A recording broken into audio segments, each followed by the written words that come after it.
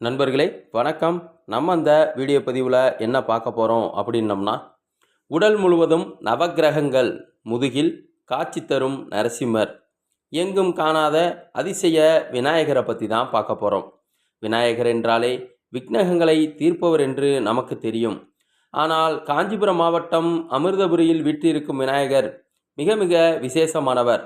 உலகிலேயே எங்கும் காண கிடைக்காத சில அபூர்வ ஆன்மீக ரகசியங்கள் இக்கோயிலில் ஒளிந்துள்ளன. உடல் முழுவதும் நவக்கிரகங்கள். பொதுவாக நவக்கிரக தோஷம் நீங்க நாம் நவக்கிரக சன்னதியை தேடிச் செல்வோம். ஆனால் இத்தலத்து விநாயகர் நவக்கிரக வரசக்தி விநாயகர் என்று அழைக்கப்படுகிறார். இவரது திருமேனியிலேயே 9 கிரகங்களும் சூட்சமமாக அடங்கியுள்ளன. உங்கள் ஜாதகத்தில் எந்த கிரக தோஷம் இருந்தாலும், பிறந்த நேரம் அல்லது நட்சத்திரம் சரியாக தெரியாவிட்டாலும் கவலை இல்லை.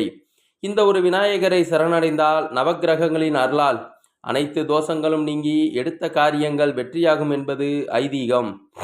முதுகில் காட்சி தரும் நரசிம்மர். சைவத்திற்கும் வைணவத்திற்கும் பாலம் அமைக்கும் ஒரு உன்னத காட்சி இங்கே அரங்கேறுகிறது. பொதுவாக சக்கரத்தாழ்வார் பின்னால் தான் நரசிம்மர் இருப்பார். ஆனால் இத்தலத்தின் மகா அதிசயம் என்னவென்றால், விநாயகரின் முதுகில் 5 தலை நாகத்தின் மீது அமர்ந்த நிலையில் யோக நரசிம்மர் திருக்காட்சி தருகிறார்.